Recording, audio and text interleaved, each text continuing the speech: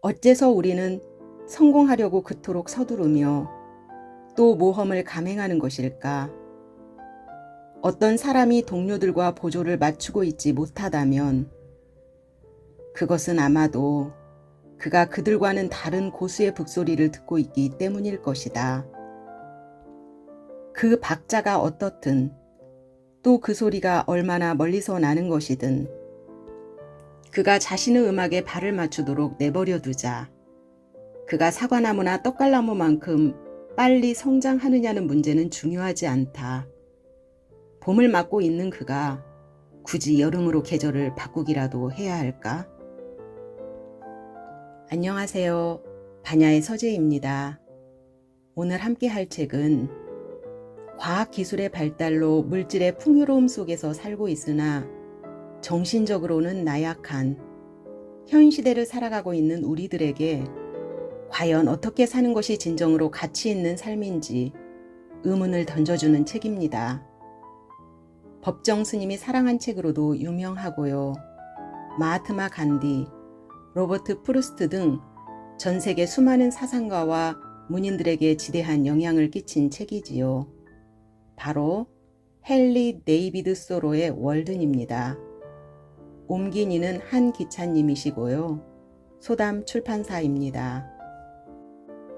월드는 자연과 조화를 이루는 삶, 단순하고 소박한 삶이 진정한 행복을 안겨준다는 소로의 사상이 잘 표현된 책으로 문장 하나하나마다 깊은 뜻이 담겨있는 철학서라고도 볼 수 있는데요. 책이 출간될 당시보다 시간이 흐를수록 그 속에 담긴 메시지가 보다 더 선명하게 우리에게 전달된다는 점에서 특이한 책이라고 할 수 있습니다. 명문대학 하버드 대학까지 졸업한 소로가 28살의 젊은 나이에 월든이라는 호숫가에 작은 오두막집을 짓고 2년 2개월 동안 자급자족하며 살게 되는데요. 그 이유를 이렇게 밝히고 있습니다. 내가 숲속에 들어간 이유는 신중한 삶을 영위하기 위해서, 인생의 본질적인 사실들만을 직면하기 위해서, 그리고 인생에서 꼭 알아야 할 일을 과연 배울 수 있는지 알아보기 위해서, 그리고 죽음의 순간에 이르렀을 때 제대로 살지 못했다는 사실을 깨닫지 않도록 하기 위해서였다. 삶이란 그처럼 소중한 것이기에 나는 삶이 아닌 것은 살고 싶지 않았고 도저히 불가피하기 전에는 체념을 익힐 생각도 없었다.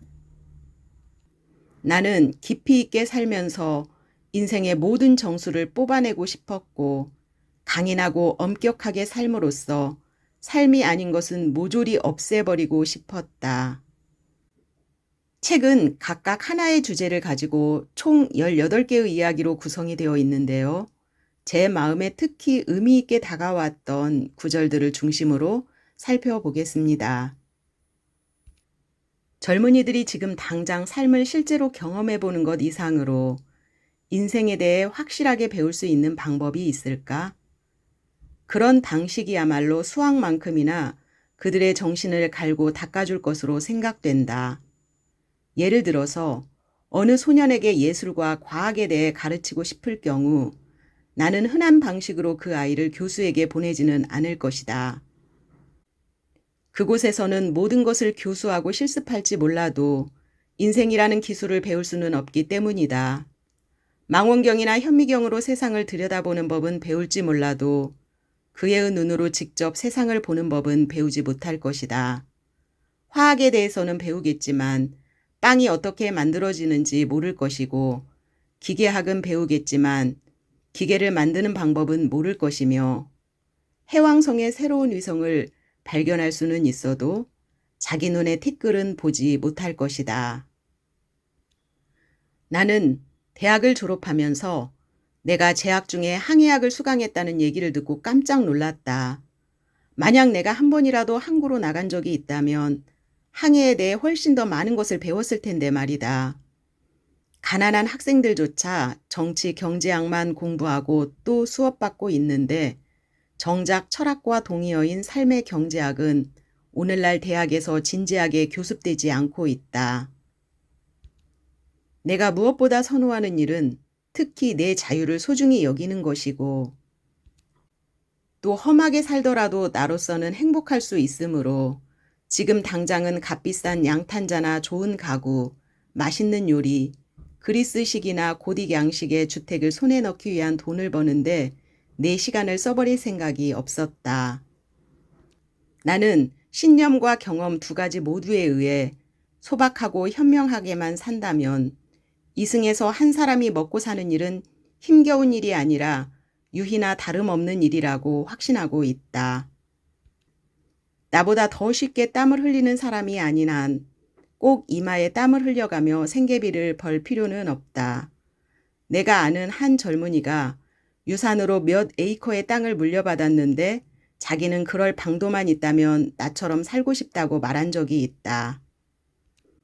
나는 결코 누구도 내 생활 방식을 받아들이기를 원치 않는다.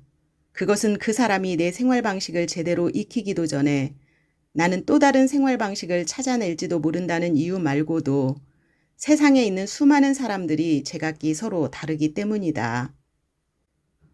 나는 그들 하나하나가 자신의 부모나 이웃의 생활 방식이 아니라 자기만의 생활 방식을 신중하게 찾아서 추구하기를 바란다.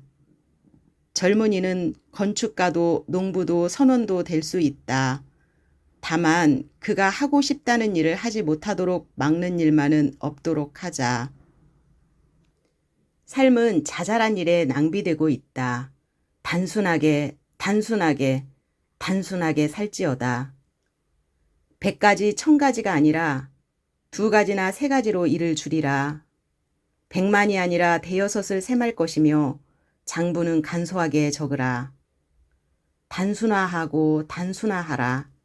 하루 3끼 식사를 할 게 아니라 필요할 때 한 끼만 먹도록 하라. 100가지 요리를 5가지로 줄이라. 나머지 일들 역시 같은 비율로 줄이라. 네, 단순하고 검소하게 살라는 말을 거듭 강조하고 있는데요. 이러한 점이 바로 소로를 현대 미니멀리스트의 시초라고 얘기하는 이유인 것 같습니다.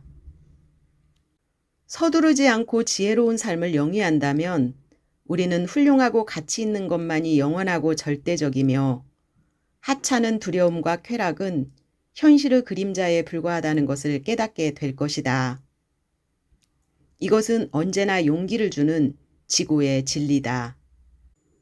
사람들은 진리가 멀리 있다고 천체의 바깥이나 가장 먼 별의 저편, 아담 이전에 있었거나 최후의 인간 이후에나 오는 거라고 생각한다. 사실 영혼에는 뭔가 참되고 숭고한 것이 있다. 그러나 이 모든 시간과 장소와 사건은 지금 이곳이다. 하느님 자신도 현재라는 순간에 완결되는 것이며 그 어느 시대에도 지금보다 더 거룩한 존재는 아닌 것이다. 우리는 우리를 애워싸고 있는 현실을 끊임없이 받아들이고 그 안에 흠씬 젖어들므로써만 숭고하고 고귀한 것을 파악할 수가 있다. 우주는 끊임없이 또한 유순하게 우리의 생각에 응답해 준다. 우리가 빠르게 가든 느리게 가든 언제나 우리를 위한 길은 마련돼 있다. 삶이 됐든 죽음이 됐든 우리가 갈구하는 것은 오로지 진실뿐이다. 만약 우리가 정말 죽어가고 있는 거라면 목구멍 안에서 끓어오르는 소리를 들을 테고 임종의 싸늘함도 느낄 수 있으리라. 우리가 살아있는 거라면 부지런히 할 일을 하도록 하자. 네, 이제 3번째 이야기 독서편에서는 고전에 대한 자신의 의견을 이렇게 얘기하고 있습니다. 내 집은 어느 대학 못지않게 생각이나 진지한 독서를 하기에 적당한 곳이다. 내가 있는 곳은 흔해 빠진 순회도서관 하나 찾아오지 않는 곳이지만 나는 최초의 문장이 나무 껍질에 기록되었고 이제는 간혹 리넨지에 찍혀 나올 뿐인 온 세상 책들의 영향을 그 어느 때보다도 크게 입고 있다. 고전이란 인간의 사상 중에 가장 고귀한 내용을 기록한 것으로 고전은 사멸되지 않은 유일한 신탁이며 가장 현대적인 질문에도 델포이나 도도나 신전조차 주지 못한 해답을 줄 것이다. 자연이 오래된 것이라 해서 자연을 공부하지 않을 수는 없는 법이다. 책을 잘 읽는 일, 다시 말해서 참된 정신으로 참된 책을 읽는 일은 숭고한 운동이며 오늘날의 관습이 존중하는 그 어떤 운동보다도 힘든 일이다. 그 일은 운동선수가 하는 것만큼 훈련을 필요로 하며 독서를 제대로 하기 위해서는 거의 평생에 걸친 꾸준한 자세로 임해야 한다. 사람들은 종종 내게 그곳에서 외로우시겠군요. 특히 눈이나 비가 오는 날과 밤이면 사람이 가까이 있었으면 하실 테죠? 하고 말하곤 한다.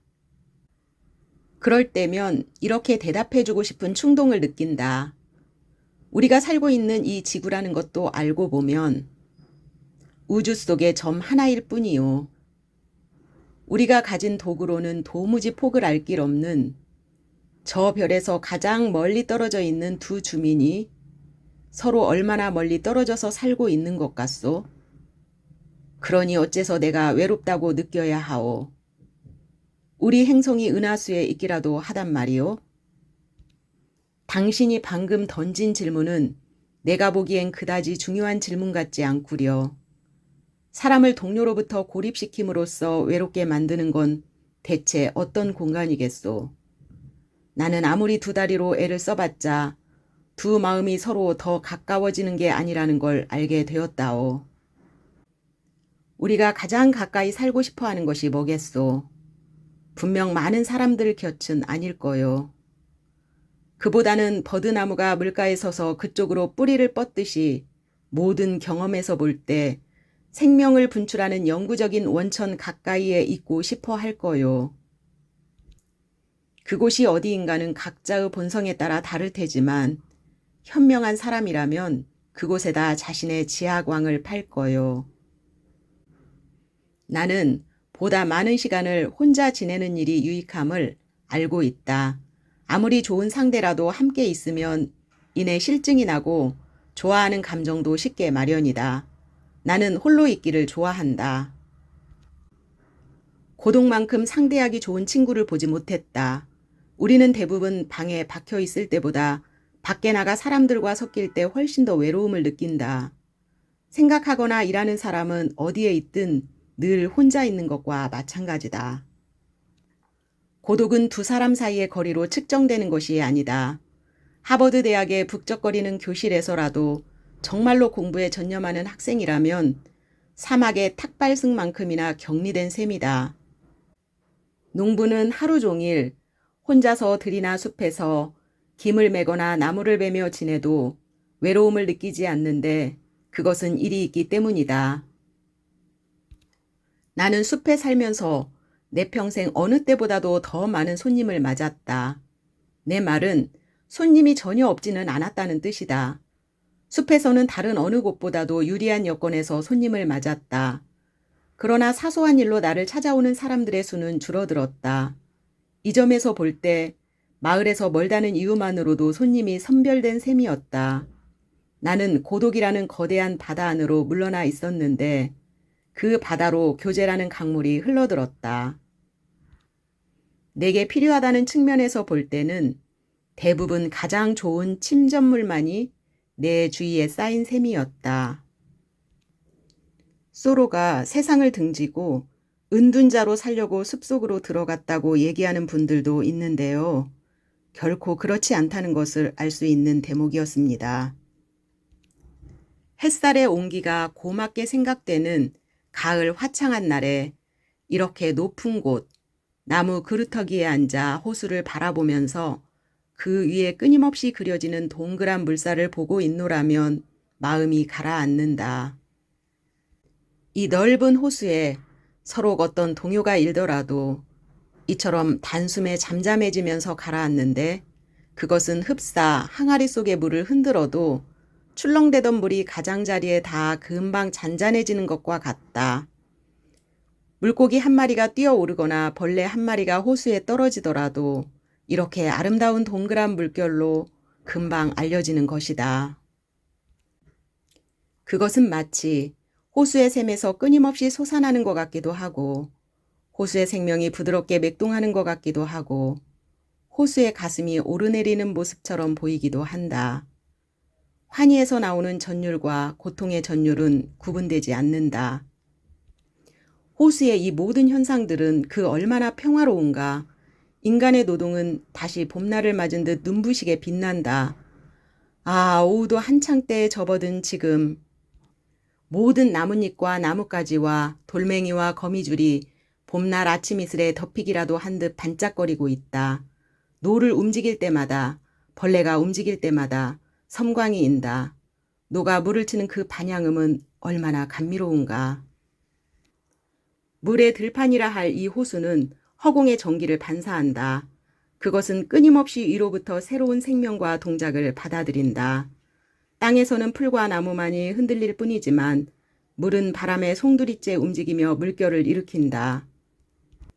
나는 빛의 희미한 움직임과 번득임만 보고도 산들바람이 지나는 곳이 어딘지 알 수 있다. 호수의 수면을 내려다볼 수 있다는 건 정말 놀랄 만한 일이다. 네, 월든 호수의 신비로움과 아름다움이 시적으로 잘 표현이 되어 있는데요. 소로가 자연과 합일되어 자연과 조화롭게 살아가는 모습을 볼 수 있었습니다. 이제 18번째 이야기 매진말에서는 숲을 떠나는 이유와 소로가 추구하는 정신적 사상이 잘 나타나 있습니다. 그대의 눈을 내면으로 돌려보라. 그러면 그대의 마음속에 아직 발견되지 않은 수많은 곳을 보게 되리라. 그곳을 여행하라. 그리하여 자신의 우주에 통달하라. 나는 숲에 처음 들어갈 때만큼 확실한 이유가 있어서 숲을 떠났다. 그때 내게는 아직 살아야 할 몇 개의 삶이 더 있는 것처럼 보였기에 하나의 삶에 그 이상 많은 시간을 내줄 수 없었던 것이다. 지표면은 부드럽기 때문에 사람의 발자국이 찍힌다. 그리고 그 점은 마음이 가는 길의 경우도 마찬가지다. 나는 선실 여행보다는 세상의 돛대 앞, 그 가판 위에 서기를 원했는데 그 자리에서라면 산속의 달빛도 잘 볼 수 있었기 때문이다. 지금도 나는 배 밑으로 들어가고 싶지 않다. 나는 경험에 의해 적어도 다음과 같은 사실을 배웠다. 즉, 사람이 자신이 꿈꾸는 방향으로 자신 있게 나아가면서 자신이 꿈꾸는 삶을 살기 위해 노력한다면 보통 때는 생각지도 못한 성공을 거두게 된다는 것이다. 그는 어떤 일은 받아들이고 어떤 일은 내치면서 눈에 보이지 않는 경계를 넘게 된다. 요컨대 새롭고 보편적이며 보다 자유로운 법칙이 그의 주위와 그의 내부에 확립되는 것이다. 그렇지 않으면 예전의 법칙이 확대되면서 보다 자유로운 의미에서 그에게 유리하게 해석됨으로써 보다 높은 존재의 질서에 대한 허락을 받고 삶을 영위하게 될 것이다. 삶을 단순화하는 데 비례하여 삼라만상의 법칙은 덜 복잡해질 것이며 고독도 고독이 아니고 가난도 가난이 아니며 약점도 약점이 아니게 된다. 서로 공중누각을 세운다 해도 그 일은 헛된 수고가 되지 않는데 누각이라는 것은 마땅히 그곳에 있어야 하는 것이다. 이제 그 아래 기초만 만들면 되는 것이다. 결국 우리가 어떤 일에 부여할 수 있는 외관이란 것은 진실만큼 도움을 주지 못할 것이다. 진실만이 오래가는 법이다. 대개의 경우 우리는 현재 있어야 할 곳이 아닌 엉뚱한 자리에 있다. 우리는 무한한 충동으로 하나의 상황을 상정하고는 그 속에 자신을 집어넣기 때문에 동시에 두 가지 상황에 처하는 경우도 있어서 빠져나오기가 그만큼 더 어렵다. 우리는 정신이 온전할 때는 사실을 실제하는 상황만을 염두에 둔다. 거짓으로 하는 말이 아니라 꼭 필요한 것을 말하라. 어떠한 진실도 거짓보다 나은 법이다. 자신의 삶이 아무리 비천할지라도 그 삶을 정면으로 대하고 살도록 하라. 피하지도 욕하지도 말라. 그 삶은 당신만큼 나쁘지는 않을 것이다. 당신이 가장 부유할 때 당신의 삶은 가장 가난해 보인다. 남의 흠이나 잡는 사람은 천국에서도 흠잡기에 바쁘리라. 서로 그 삶이 가난할지라도 당신의 삶을 사랑하라. 서로 구빈원이라도 유쾌하고 신나며 훌륭한 시간을 보낼 수 있을 것이다. 네, 구빈원은 고아원이나 양로원처럼 스스로를 부양할 수 없는 사람들을 위해 마련된 시설입니다. 석양의 햇살은 부자의 저택에서나 구빈원의 창문에서나 똑같이 눈부시게 빛난다. 구빈원의 문 앞에서도 봄이 오면 어김없이 눈이 녹는 것이다. 마음이 고요한 사람이라면 구빈원에서도 만족스러운 삶을 영위할 수 있고 궁전에서처럼 유쾌한 생각을 할 수 있다. 사물이 변하는 것이 아니라 우리가 변하는 것이다. 많은 감화에 자신을 굴복시켜 가면서까지 스스로를 개발하려고 너무 애쓰지 마라. 그것은 낭비일 뿐이다. 겸손은 어둠이 그렇듯이 천상의 빛을 드러내준다. 가난과 빈약함의 어둠이 주위로 몰려드는 순간 보라, 삼라만상이 눈앞에 전개되지 않는가. 가난 때문에 활동 범위가 제약되면 그래서 가령 책이나 신문을 사서 읽을 형편이 되지 못한다 해도 그것은 가장 의미 있고 중요한 경험만을 하도록 제한받는 것뿐이다. 그럴 때는 어쩔 수 없이 가장 중요한 에센스를 산출할 재료를 구할 수밖에 없으리라. 아주 비난한 삶이야말로 가장 감미로운 삶이다. 그런 삶에서는 빈둥거리려야 그럴 수 없다. 낮은 생활 수준에서는 높은 수준의 아량 때문에 잃는 법이 없다. 영혼의 필수품을 사는데 돈은 필요 없다. 나는 내 분수에 맞는 삶을 즐거워한다. 나는 눈에 잘 띄는 화려한 행렬 속에 끼어 걷기보다는 그럴 수만 있다면 이 우주의 창조주와 함께 걷고 싶으며 이 부산하고 신경이 곤두서고 진부한 19세기에서 살기보다는 이 시대가 지나가도록 잠자코 앉거나 선 채 생각을 하고 싶다. 나는 저울대에 매달려 무게를 줄이려고 애쓰기보다는 잠자코 저울에 올라서서 나를 가장 강력하고 합당하게 끌어당기는 것에 끌리고 싶다. 내가 갈 수 있는 그리고 그 위에서는 어떤 힘으로도 나를 제지할 수 없는 유일한 길을 가고 싶다. 네, 이렇게 오늘 살펴본 구절 이외에도 책 월든에는 영혼에 깊은 울림을 주는 의미 있는 글귀들이 참 많습니다. 책을 읽다 보면 작가가 전하려는 메시지가 무엇인지 자꾸만 생각하게 되고 인생을 되돌아보게 됩니다. 여러분도 살면서 지칠 때, 마음의 평화와 희망이 필요할 때 월든을 읽게 된다면 기꺼이 책은 여러분의 영혼의 안식처가 되어줄 것입니다. 지금까지 반야의 서재였습니다. 행복하고 즐거운 시간 되십시오.